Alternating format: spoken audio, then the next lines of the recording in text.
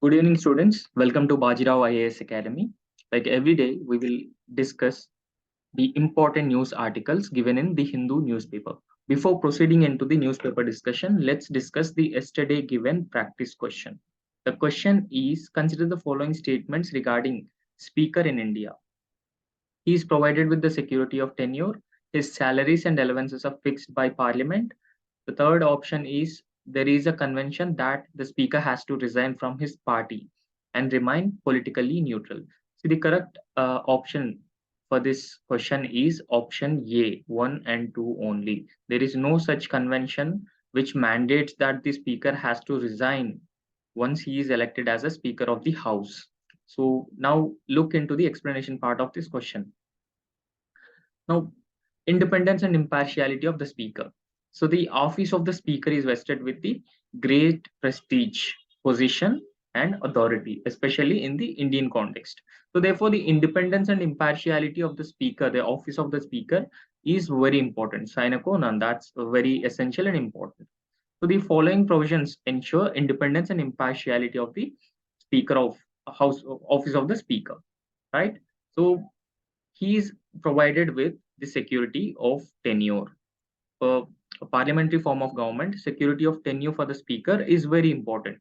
So he can be removed only by a resolution passed by the Lok Sabha with a special majority. Special majority consists a majority of all the 10 members of the House present and voting, and majority of two-third majority, right? So not by an ordinary majority. So ordinary majority is just members present and voting.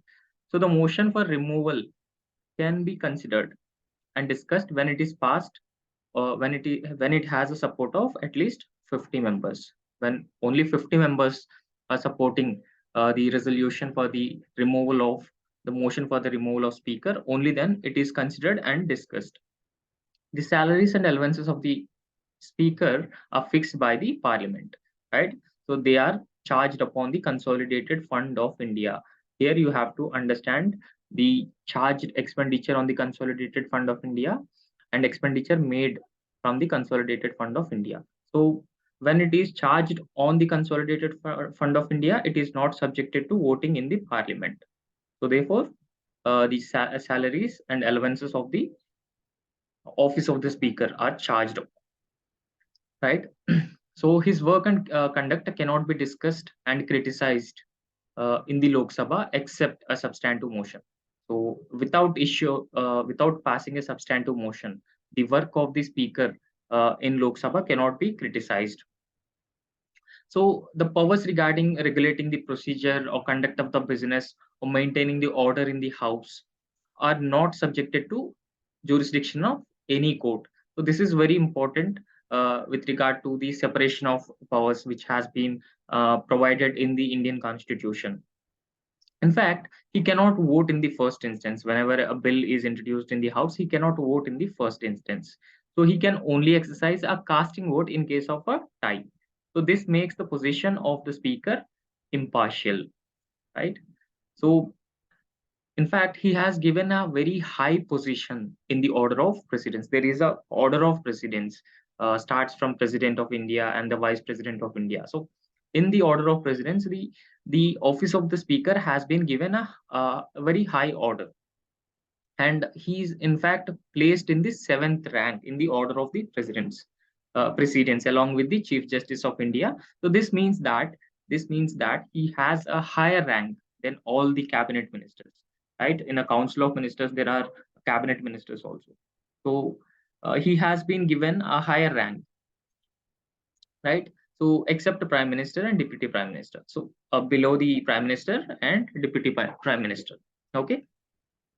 So in Britain, the speaker is strictly a non-party man. In Britain also follows the parliamentary form of government. However, in Britain, the speaker is generally not from the uh, political background, right? He is strictly a non-partisan man. So there is a convention also in Britain that speaker has to resign from his party and remain politically neutral. But in India, there is no such convention developed. However, it is voluntary on the part of the speaker to resign from his membership, and he is also not subjected to the anti-defection law if he resigns from the membership of the party. because once he demit the office as a speaker of the house, then he can join the party again. So this healthy convention is not fully established in India, where speaker generally not resign from his membership of his party even after election uh, to the house as a speaker. So this is all about the position of the speaker and the whether the speaker have a fixed term, his allowances, salaries, and also a convention regarding the speaker resigning from his party membership once he is elected as a member or once he is elected as a speaker of the house. Right now, this is the today's practice question. So please answer this question and type the correct answer in the comment box. So consider the following statements, following pairs. So Karaikal Bird Sanctuary and Pala Wetland, Pichavaram Mangroves, and Sankhya Sagar, Madhya Pradesh. So this is very important for the exam point of view. Today news article also discussed about several wetlands and mangroves in the southern India. So therefore, I have given this question. So let's move into the important news articles for today's discussion, right? So these two new articles are very important for the mains exam point of view. So what is behind China's renaming of Speak? So this is very important in your GS paper to the India's relations with its neighboring countries, international relations part. This is very important. And will platform have to take down the fake news? And this is also very important for the GS paper too, especially for the freedom of speech and expression and the fundamental rights section. This is very important. So these are some of the news articles for the prelims perspective. Wetlands is one of the favorite topic for the UPSC, and there's some species called spot-billed pelican. We'll know about this as well. So Council for Scientific and Industrial Research scientists have found the rare earth metal deposits in Anandpur. So we'll discuss what are rare earth metals and which country produces the consists of the largest amounts of rare earth metals and the position of India regarding the rare earth metals. So there's a news article on dengue as well. So we will discuss all the dengue related aspects as well, right? So the first news article for today's discussion is regarding uh, what is behind China's naming spree. So we already earlier lectures we have discussed that earlier news analysis classes we have discussed that China has renamed 11 places in Arunachal Pradesh. Standardized China wanted to standardize the 11 names in Arunachal Pradesh. China always makes climbs on Arunachal Pradesh and the Aksai region in Ladakh, in eastern Ladakh. So therefore, in this context, let's just understand why China standardized the names, the places names in the Arunachal Pradesh, and what has been India's reaction to the India's response to the standardization of names by China, and has China hardened its stand on the border issues? We'll also discuss this.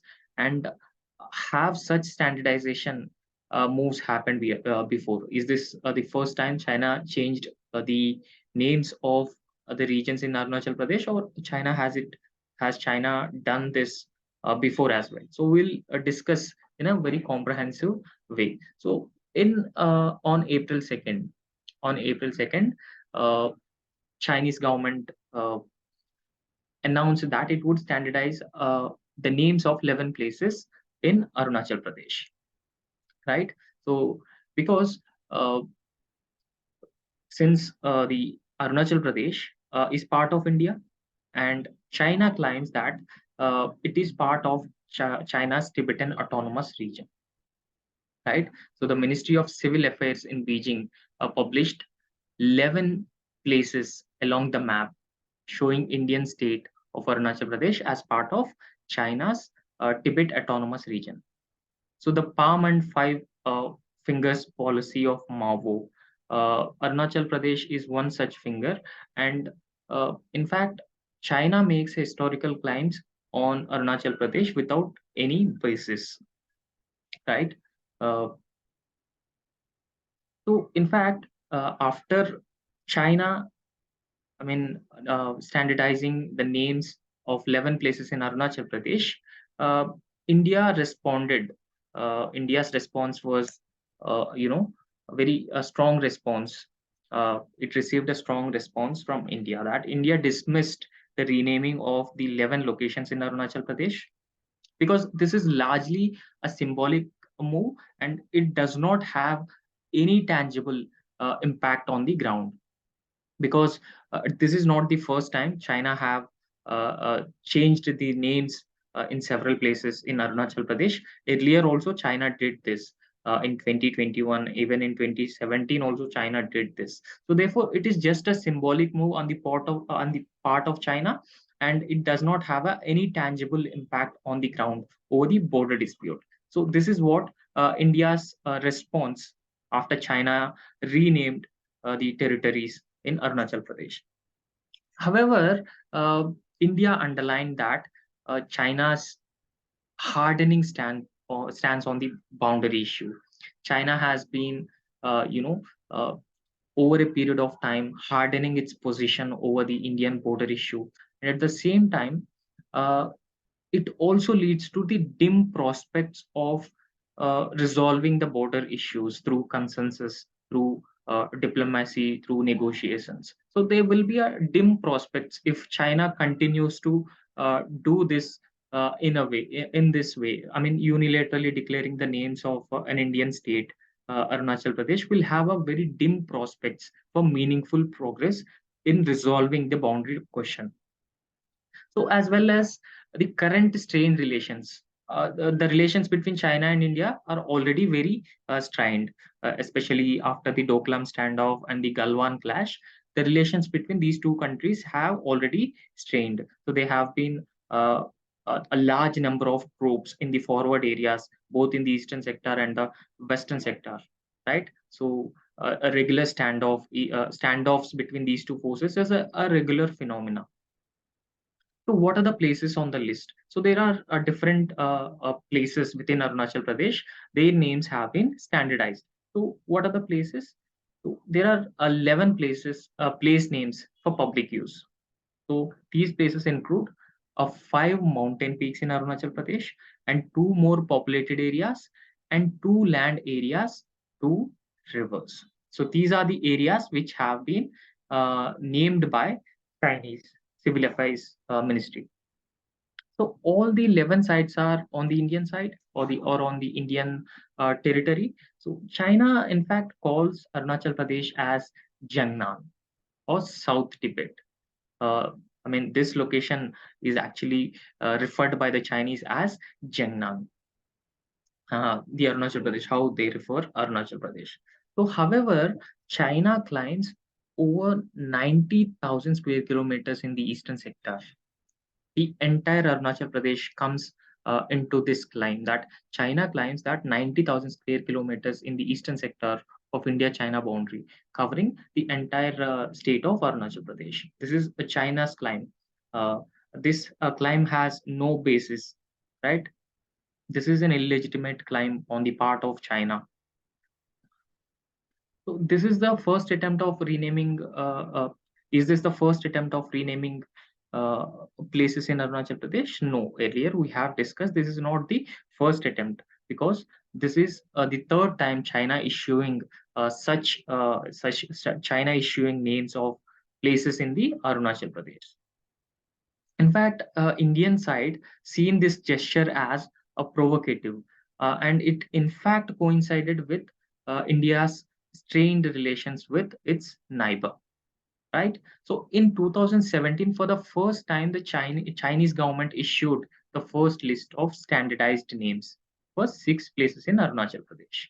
So in 2017, China started standardizing names in the Indian state of Arunachal Pradesh. So this was in the backdrop of uh, Tibetan spiritual leader Dalai Lama's visit to Arunachal Pradesh.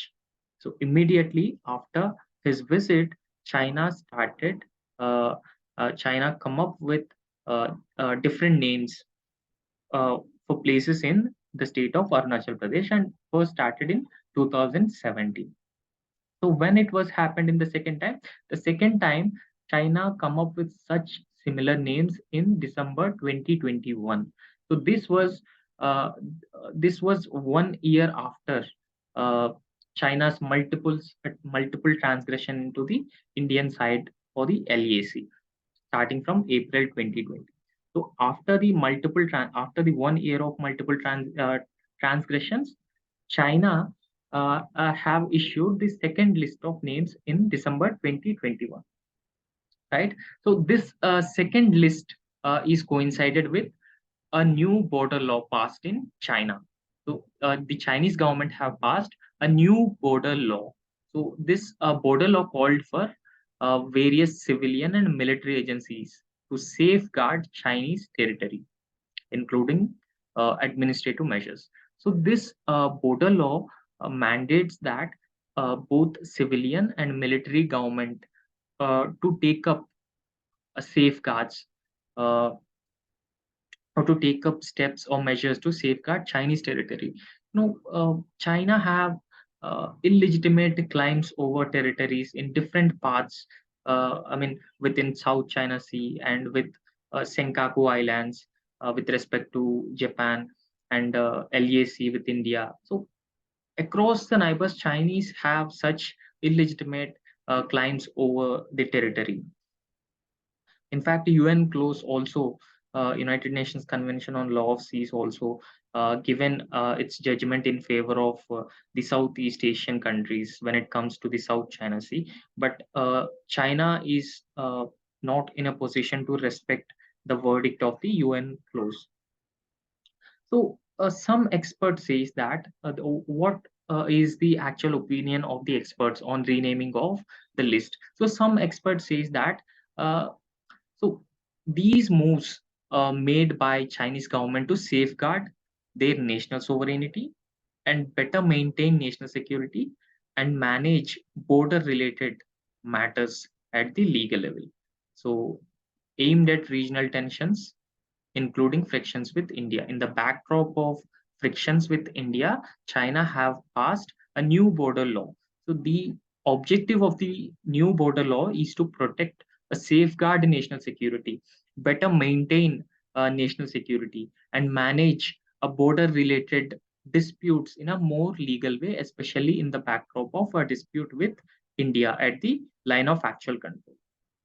So, what is actually behind China's moves? China's moves of aggressively pushing, aggressively deploying these uh, Chinese armed forces, Chinese military into the line of actual control, and aggressively building the dual use infrastructure across Indian borders, and also standardizing or coming up with lists to change the names in the state of Arunachal Pradesh. What is actually behind China's moves?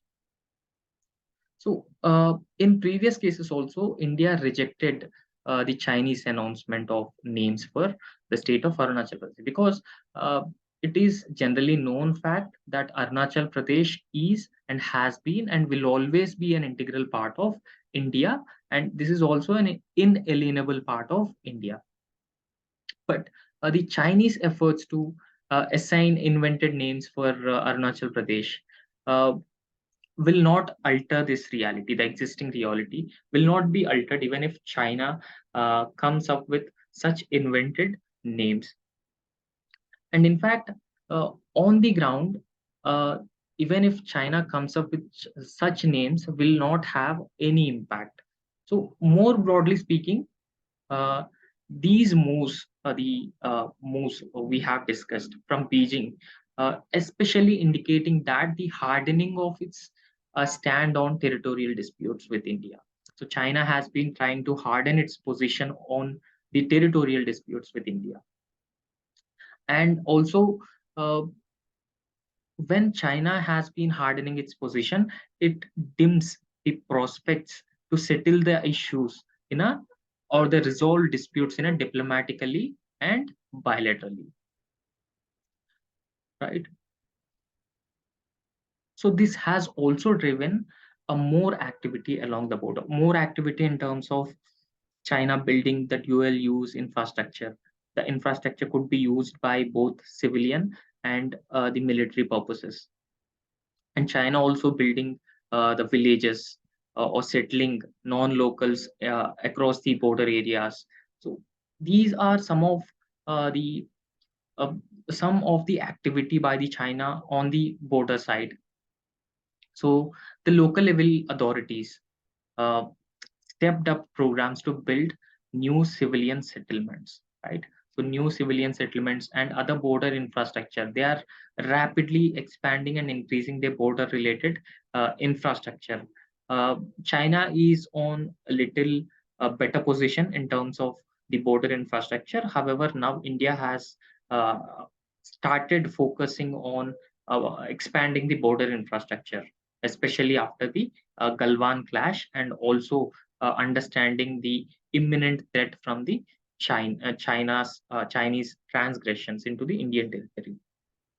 So, what will be the actual impact of this boundary dispute? So, through this symbolic gesture, that is standardization of names by China to the Arunachal Pradesh, this is just a symbolic gesture and will not have will not have a little impact, or will not have any impact actually on the ground, because India generally believes that the situation at the border areas is stable but unpredictable because of the People's Republican, the Chinese army. Uh, they are pushing their uh, soldiers into the line of actual control. This makes the situation is little unpredictable, and frequent transgressions also, right?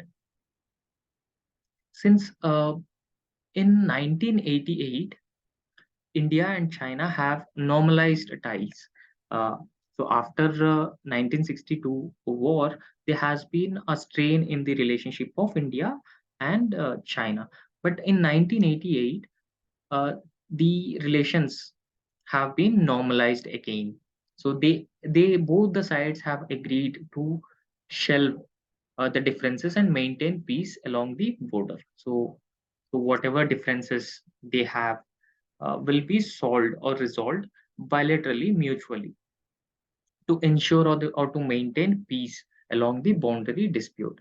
So since this is the first time that the relations became unpredictable, ever since 1988, 1988 agreement, that normalization of ties between India and China. In fact, so both sides also took some tentative steps to normalize the border conflict.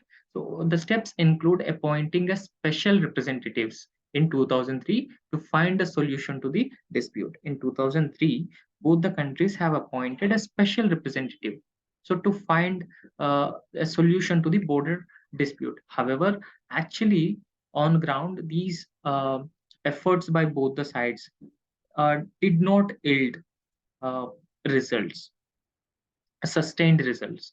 So in 2020s, Chinese transgressions in the 2020s, so left those arrangements, the Galwan, especially the after the Galwan clash. So whatever gains have been made through such high level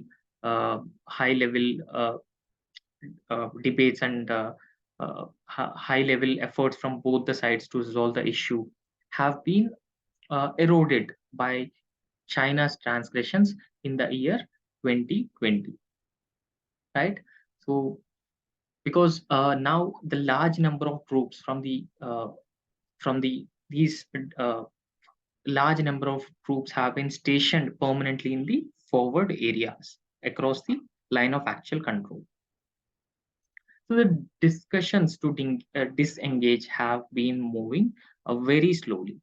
Um, both the countries yet to reach an agreement on Demchuk, and these are Demchuk and Depsang. Both are the friction points in Ladakh. So both countries not yet reached any agreement on Demchuk and Despang region in the eastern Ladakh. Uh, so four other friction points were disengaged, but the friction points of Demchang and Depsang, there was no agreement, and the standoff still continues.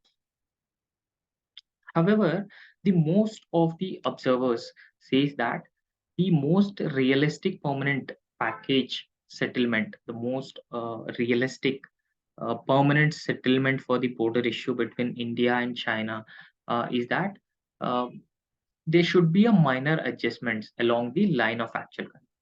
So line of actual control would help both India and China normalize its ties and resolve the boundary disputes peacefully, right? So both in the western sector and eastern sector, the minor adjustments include the western sector and sector as well. In fact, India claims that China have occupied 38,000 square kilometers of land in the Aksai Chin region in the Ladakh. Right. On the other hand, China claims that India have, occupied 98,000 square kilometers of Arunachal Pradesh. That includes the entire Arunachal Pradesh region. So, however, keeping aside the eastern sector and the western sector, the issues between India and China at the middle sector are less complex, right? So, however, earlier there was a swap plan also that was suggested by Deng Xiaoping in 1980s, was along these lines. So, however, in recent past, China have become more vocal over its claims on the Arunachal Pradesh. So the renaming and issuing of standardized names by the Chinese government uh, underlined hardening Chinese stand and left a very little prospects for resolving the border disputes peacefully or amicably. So this further increases the tensions between India and China. So this is what this article says. So now let's look into the next news article. So the next news article is regarding fake news.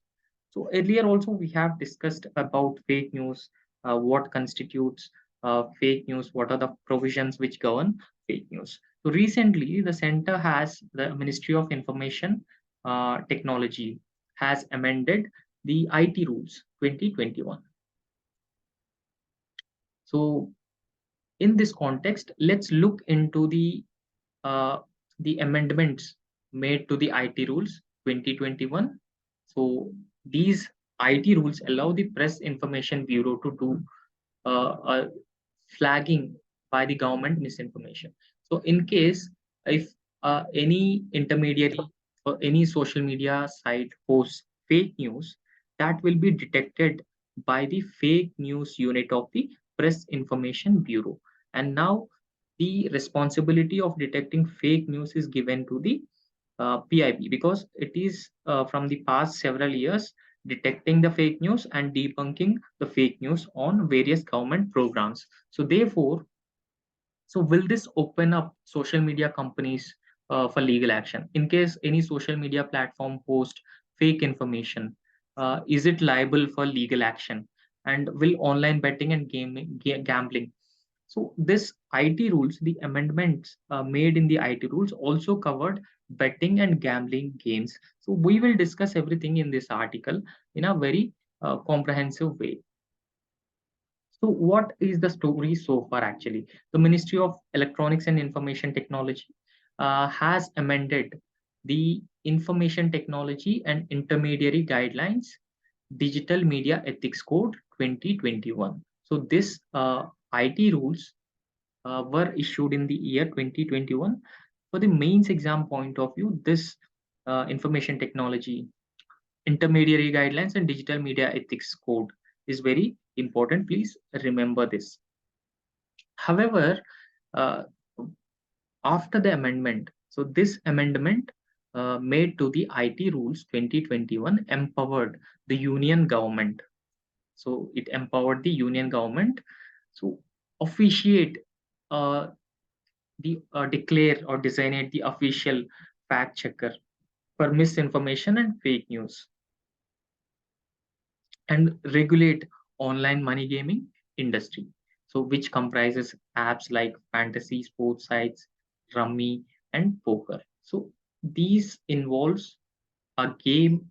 Uh, this is a game of chance, a game of luck. Not They are not based on the game of skill. So game of skill is generally out of the ambit of betting and gambling. However, the fantasy sports, rummy, poker, they involves a game of chance and a game of luck. So therefore, it involves a risk of losing money. So therefore, through IT rules, the government has been planning to regulate these online betting and gaming apps. And at the same time, it also empowers the union government to designate an agency as an official fact checker of misinformation and fake news. So in this case, the Press Information Bureau as is designated as the official fact checker of the misinformation and fake news because it has been debunking WhatsApp forwards and news articles on government schemes and departments.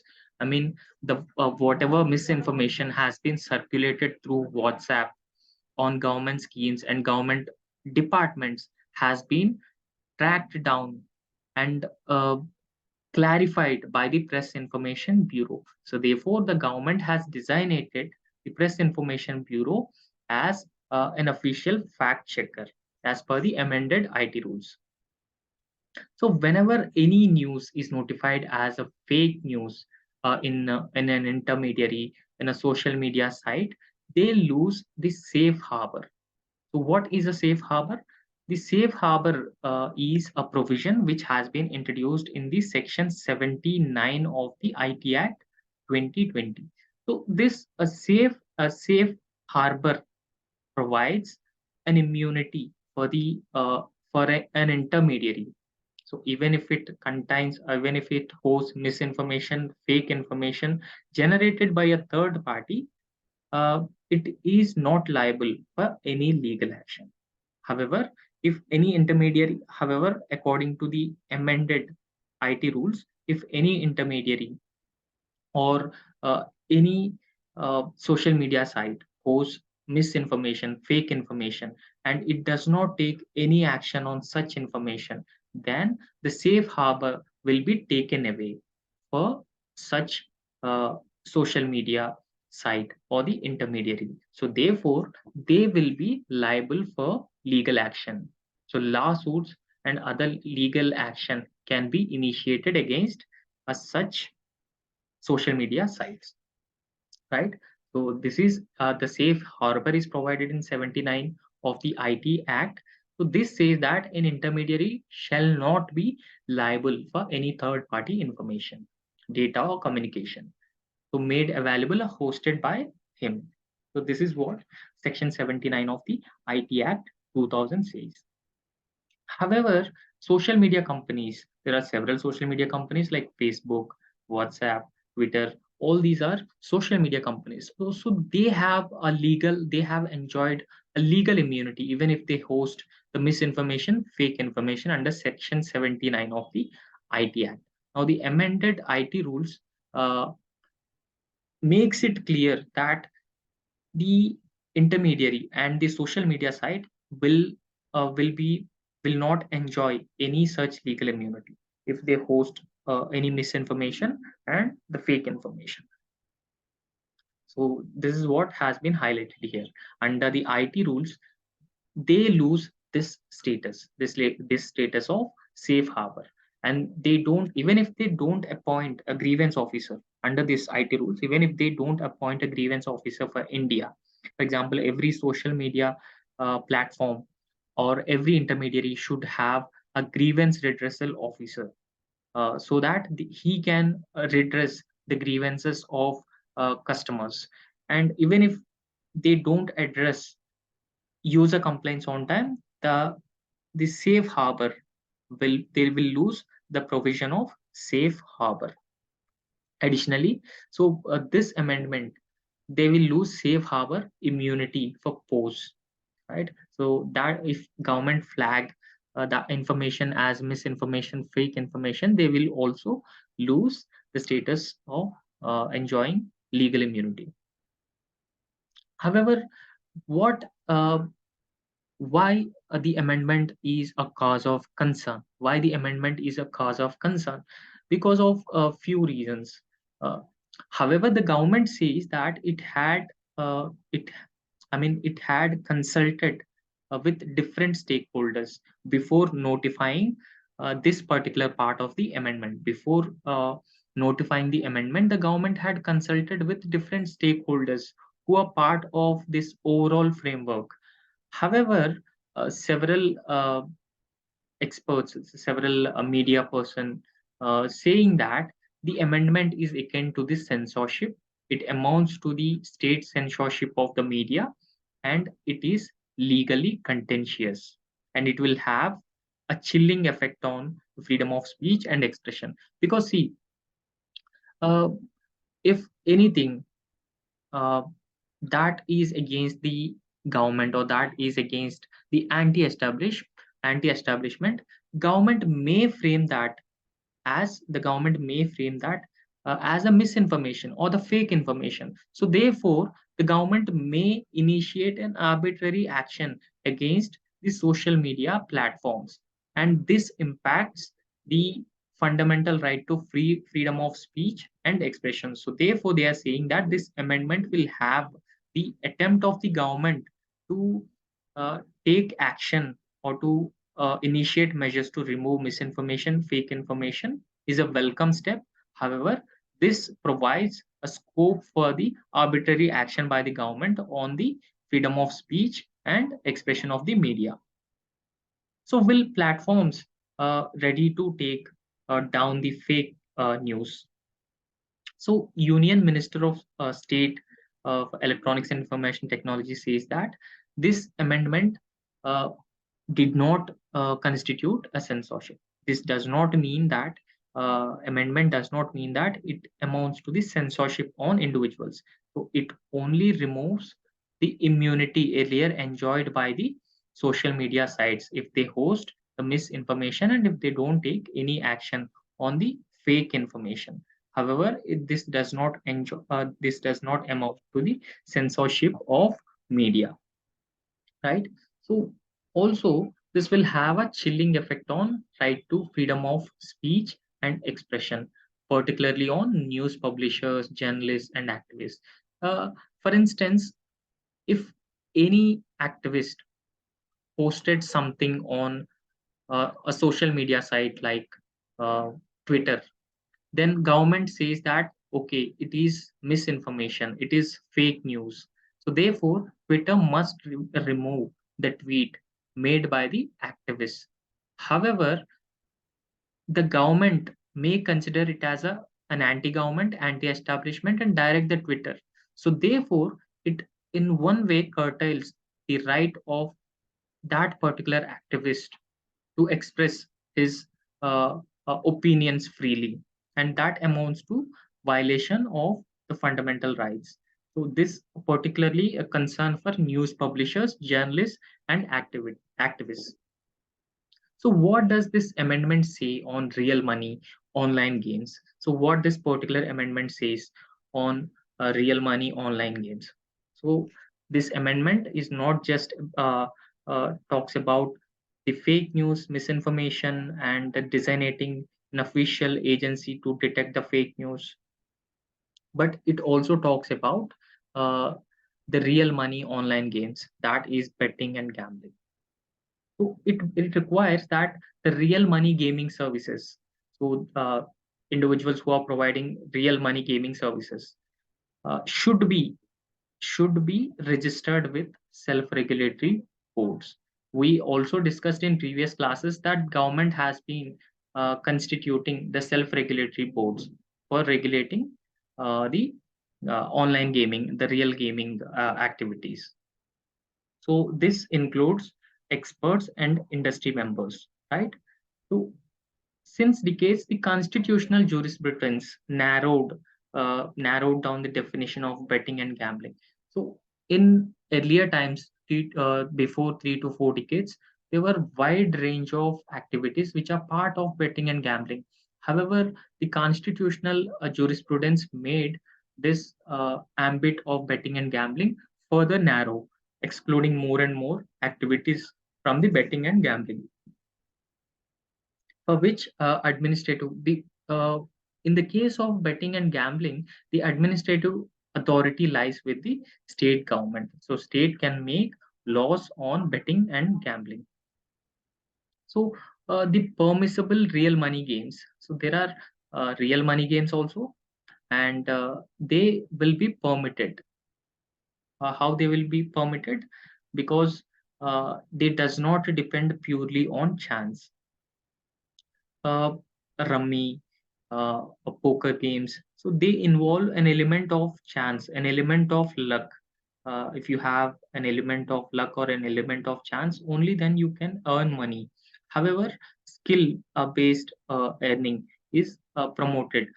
If such real money games have an element of skill as an inherent part of the real money game, then that would be allowed, and no regulations would curtail the real money games that involves an element of skill, right? So games that are not declared permissible would fall under the betting and gambling. So there are several games which are not permitted, right?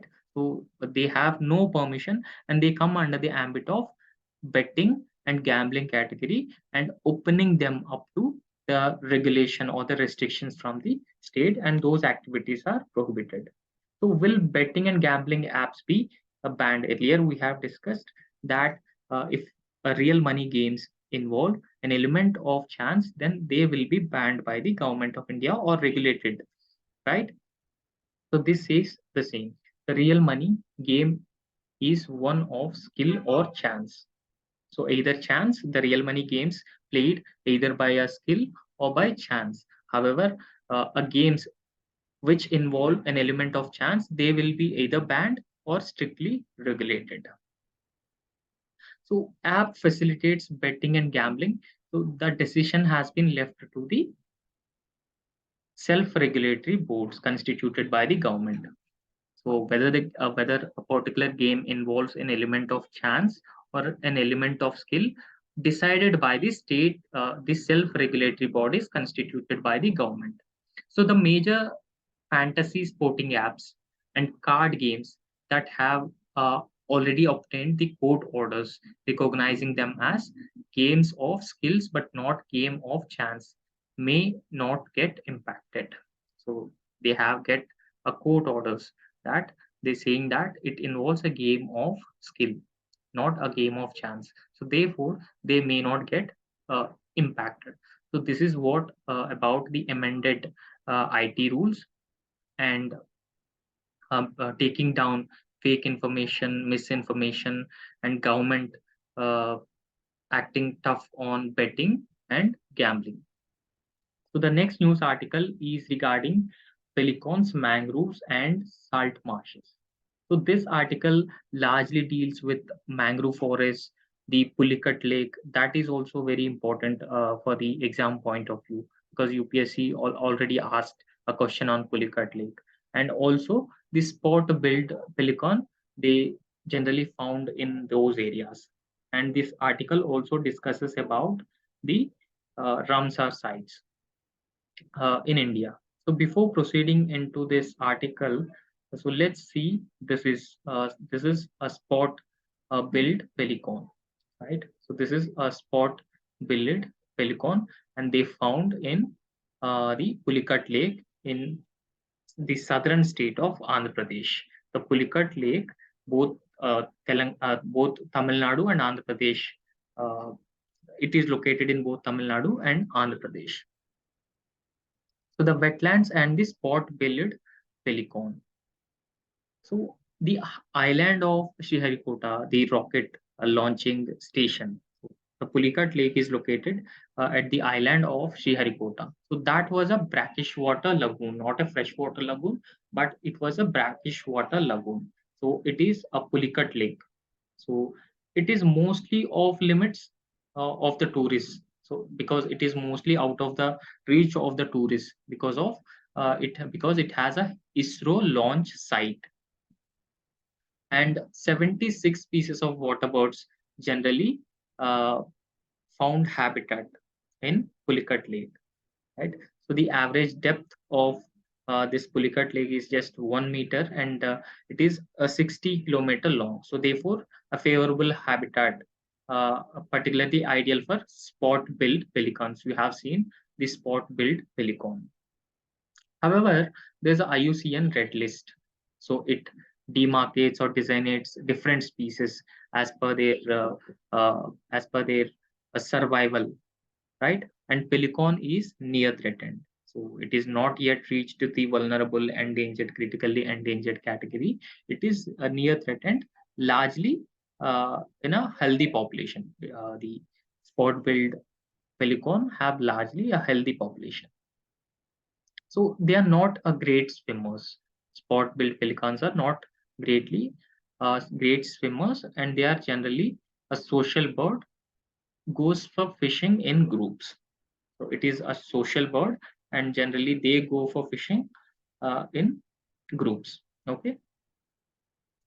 In fact, the areas around the Pulicat Lake, several villages welcome and protect pelicans and their nests. So this indicates that the human beings integrating their activities and integrating them with the nature and the environment. This is the best example of environment protection and environment conservation. In fact, the villagers in those areas also use the droppings of spot-billed pelican as a fertilizer. As we know, this in order to move away from the chemical fertilizers that are harmful to the environment and also degrade the fertility of the soils. So, using the bird droppings is a biofertilizer. That is a biofertilizer that in fact, have a positive impact on the environment, and also they are environmentally sustainable also. So the breeding sites of these birds include some of the breeding sites of the birds, the pelican birds include Kaveri Vetti, Vettangudi in Tanjore. Just remember these breeding sites, and Kootakulam near Tirunelveli in Tamil Nadu. We know that there is a Kudankulam nuclear power plant. So in the same lines, similar to that area, there is a Kuntankulam in Tamil Nadu, and also Kokkerbellur and Karanji Lake in Karnataka. Uppalapadu in Guntur, Nelapattu near Pulicat Lake or Andhra Pradesh are some of the breeding sites of the spot-billed pelican. So, however, because of the aquaculture ecosystem in the Andhra Pradesh, that has been leading to the degradation of the ecosystem in nearby areas. Because of the aquaculture expansion and is indiscriminate usage of resources, Andhra Pradesh recently lost a large breeding colony of the bird at Kolleru Lake. So this is a major concern. This is a major environmental concern, and there is a need to regulate the aquaculture activities in such sensitive areas. However, paleobotanist says that the Pulicat Lake, now it was a Sati marsh, have a thick mangrove forest in the 16th century. So in 16th century, now Pulicat Lake have a thick mangrove cover. So the wetland ecosystem is generally used as a sink of the carbon dioxide. That is a blue carbon. So the mangroves are also carbon sinks. They can store 1,000 tons of carbon per hectare. So 1 hectare of mangroves can store 1,000 tons of carbon dioxide, right? So therefore, they are also known as carbon sinks, and it is also important to conserve the mangrove ecosystem, right? So this article also discusses the Ramsar sites. So the wetlands of global importance. There are few Ramsar sites. India has 75 Ramsar sites so far, and 14 of them are in Tamil Nadu. Just remember, India has 75 Ramsar sites, and 14 of them are in Tamil Nadu. So it included the Karikili Bird Sanctuary in Tamil Nadu, the Pallikarnai Marsh Reserve Forest, and Pichavaram Mangrove. It is also in Tamil Nadu. So the spot-billed pelican is seen in all these Ramsar sites. Remember, the Pichavaram mangrove is I have already asked in the today given prelims practice question. So this is all about the spot-billed pelican and its conservation status and wetlands in and around the Pulicat Lake. Okay, the next news article for today's discussion is Council for Scientific and Industrial Research scientists find rare earth deposits in Anantapur. So, in this context, let's just discuss what are rare earth metals and what is the status of rare earth metals in India, right? So, before proceeding, let's first discuss the rare earth metals. So, rare earth metals are total 17 chemical elements, right? So rare earth metals are total 17 chemical elements. They are placed in the periodic table. So in 17 chemical elements, 15 are called as lanthanides. So 15 are called as lanthanides, plus along with 15 lanthanides, scandium and yttrium, which are found in similar ore deposits and have similar chemical properties. Along with 15 lanthanides, scandium, and yttrium are also part of the rare earth metals, total 17 rare earth metals. So, what is the status of rare earth metals? India's status. So it is generally said that India have about 7 million tons of rare earth metals, right? 7 million tons of rare earth metal reserves in various parts of India. So India ranks fifth in the world, accounting for more than 5% of world reserves, world rare earth metal reserves. So major share of rare earth metal reserves are in China, Brazil, Russia, and Vietnam. So these countries hold a major share of rare earth metals. However, China generally have a monopoly over the rare earth metals. So therefore, rare earth reserves in India, exploring them and using for the industry is very important to achieve the self-reliance, reduce our dependence on imports of rare earth metals. So what are they used for? The rare earth metals are used for consumer electronics, computers, networks, and communication, clean energy, advanced transportation, and healthcare sectors. They are being used. They are also used for rheumatoid arthritis. Arthritis is a bone-related disease, and rare earth metals are also used for rheumatoid arthritis, and it also used as a cancer medication. The Space Shuttle Columbia jet engine, turbines, and drones also use rare earth metals. So, in this backdrop, let's discuss the found of rare earth metals in Anantapur district of Andhra Pradesh. Remember, Anantapur is located in the southern state of Andhra Pradesh, right? So, it is also located in the Rayalaseema region of Andhra Pradesh, that is generally considered as the rain shadow region. Okay, the scientists at the National Geophysical Research Institute. So, National Geophysical Research Institute is part of Indian Council of Scientific Research. So, they have reported that the presence of lucrative rare earth metals in the Anantapur district of Andhra Pradesh. So, they are key components of many electronic devices, computers, laptops, mobile phones, and they also have several industrial applications. The industrial applications include aerospace, defense, imaging, etc. So we have already discussed the rare earth metals comprises the 15 lanthanides and yttrium, right? So yttrium and other metal. So they include lanthanum, cerium, praseodymium, neodymium, yttrium, hafnium, tantalum, niobium, and scandium are some of the important rare earth metals. So deep drilling for at least 2 kilometers will help ascertain the consistency of the presence of such rare earth metals, right? So the end use of rare earth metals was to make a permanent magnets.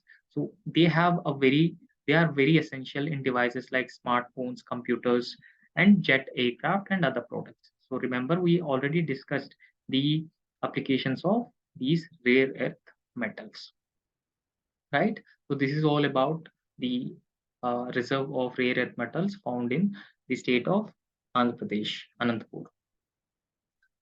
So today newspaper has also given a news on dengue, right? So in this backdrop, let's just discuss what is dengue. So what causes dengue? So dengue is generally a mosquito-borne tropical disease caused by a dengue virus. So it is a genus of flavivirus.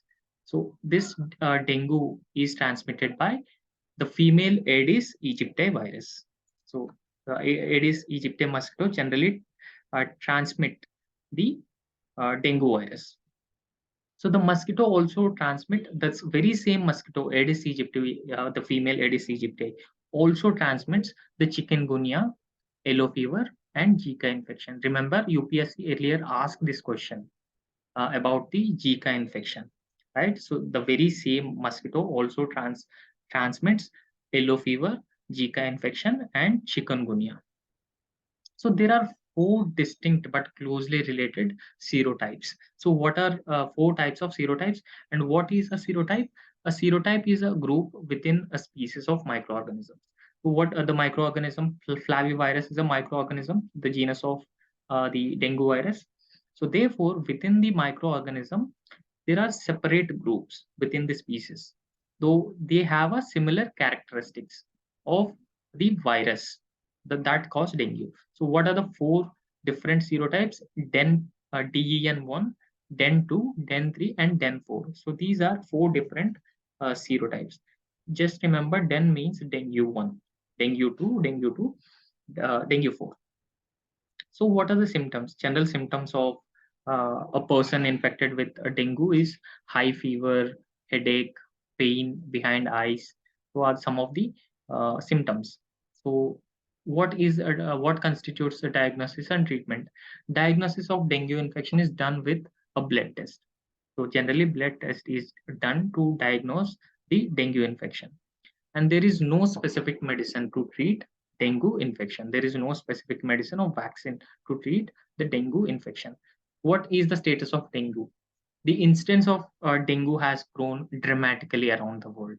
So there has been 39 crore dengue virus infections per year, right? So 39 crore dengue virus infections per year, according to the WHO data. And most of the cases of dengue are unreported or underreported. So controlling dengue using bacteria. There's a program where scientists try to control the dengue using bacteria. So the Wolbachia bacteria. So the program have used mosquitoes infected with Wolbachia bacteria to successfully control dengue in Indonesia. So dengue vaccine. Earlier we have discussed there is no medicine for dengue, but there is a dengue vaccine. The vaccine name is vaccine CYD TDV or dengue vaxia. So it was approved by US Food and Drug Administration 2019. The first vaccine to get a regulatory approval or regulatory note from US. So dengue vaccine is basically a live attenuated dengue virus. I mean, it contains a live dengue virus component. So therefore, it is a live attenuated dengue virus, so which has to be administered in people of ages 9 to 16 who have a laboratory confirmed previous dengue infection and who live in endemic areas. So there are several areas which are considered as endemic. So therefore, these vaccines have to be administered in these endemic areas. So the vaccine manufacturer, Indian Immunological Limited, is developing India's first dengue vaccine and has received permission for a phase 1 trial. So this already received a permission for phase 1 trial. The vaccine manufacturer, Indian Immunological Limited, is developing India's first dengue vaccine, right? So this is all about the dengue virus, the disease of dengue, its symptoms, and the medication, and etc. Okay.